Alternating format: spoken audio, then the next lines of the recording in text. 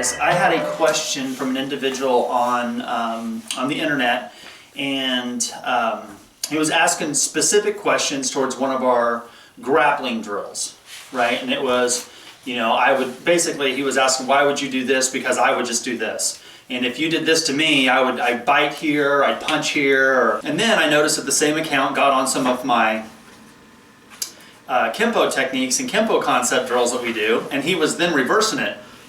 Why were you doing these techniques? Because if you did this, I would just do this, I would just do this. I've had other people in the past when it comes to the online community, right? They always want to make comments regarding, oh, this grappling drill isn't good, or this striking drill isn't good, or these throwing drills aren't good, or if you do these bag drills, you can make it better if you do this, and if you do these kicking drills, it'll be better here. No matter what you do as a drill, right, there's going to be someone that's going to say, why don't you do it like this? So I want to talk to you guys about martial arts training in general, and the reason I'm making this video is because the people who make those kind of comments, they're the ones that are the loudest on the internet, they're the ones that talk the most, they're the ones that so many people look up to like they are like this gospel of information, right? Like they hold the answers, right? And I'm going to show you, I'm literally going to do an elementary display of why I'm saying they don't know shit about martial arts. When someone says those bag drills don't work, or that kata doesn't work, or that waza doesn't work, or those grappling drills don't work, or the striking drill don't work, or the throwing drill don't work, or the knife defense or gun defense, I could go on and on. When they say that doesn't work, what they're leaving out is the functionality and practicality of martial arts training. You can train in a martial art in a realistic way. But just because you train your martial arts in a realistic way, which is what we do here at the Budo Dukai, I would like to think, you know, we train in a very realistic manner. The real threats, real violence, real pain, we put everything to the test. There are some schools that focus on realistic training. There's some schools that don't, right? And it doesn't matter across the board, right? There's some schools you could just look at their training and be like, that shit's not realistic at all. I think we'd all agree to that, yeah? Okay. Whether you're training in a realistic martial art or you're not, you're training in an unrealistic martial art, neither one of them are real. And I want you to really think about that word, real, because nobody is really shooting the other person. Nobody is really stabbing the other person. Nobody is really trying to maim and eye gouge and bite the throat and kick them in the groin. They're not doing those techniques for real. So we can have realistic training where we have realistic scenarios and trying to train certain skills in a realistic way. But on that back burner, you know that your training partner isn't going to bite you in the freaking neck and rip out your gut jugular, kick you in the sack, and gouge your eyes. I mean, you guys know that isn't going to happen, right? So even though you're training realistic, that still doesn't make it real. Because on the streets, when we talk about real, it's life or death. They have a gun, they have a knife, they have multiple attackers. I mean, we can paint the scenario all we want, right?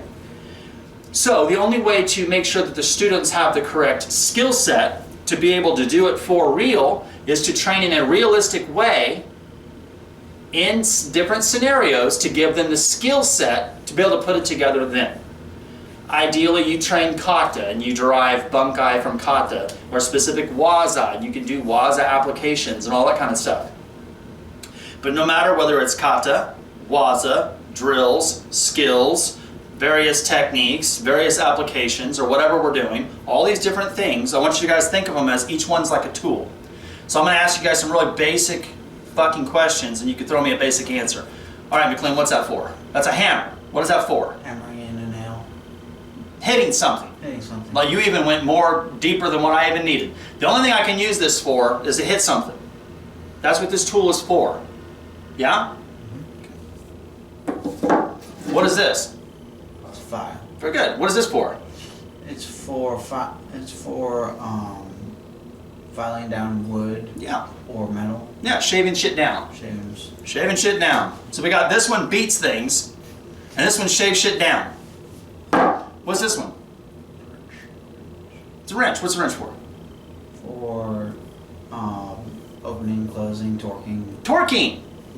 Getting a good hold of something and giving a good torque. right? Brilliant. What about this one?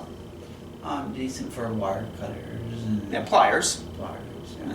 Pinch things. Pinch things. Twist them around. Shape things. There you go. Numerous shit. Numerous shit. Now we have two of these.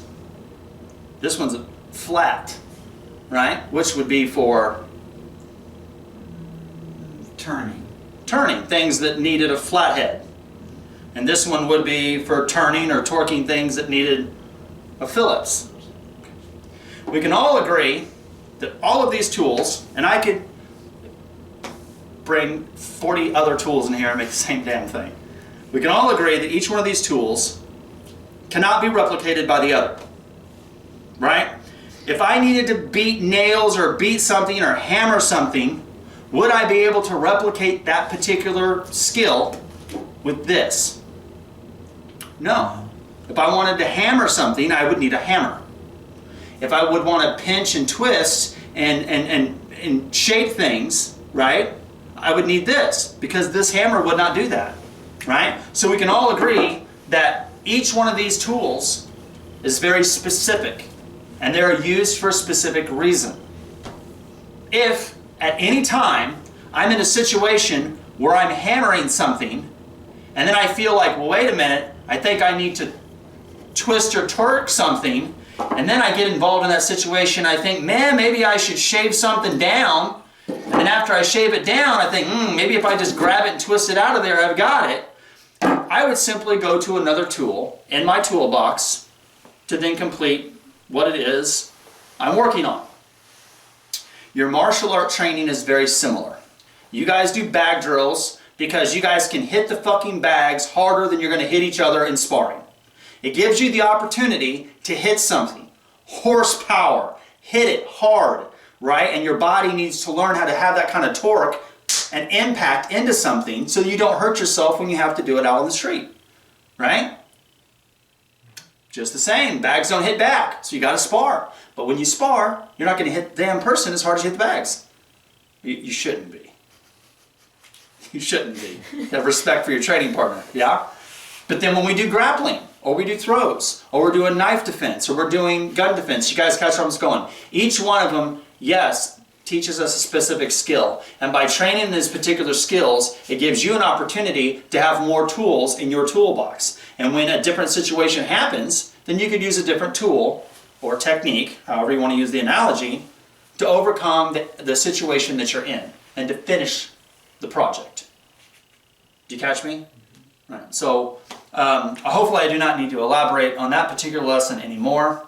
But martial arts training is to help the individual grow. If we do everything, if we didn't have drills and we didn't have all these different kinds of training exercises, then the only thing you guys would be doing is just gouging out each other's eyes and biting and clawing and ripping and tearing, and no one would ever be good.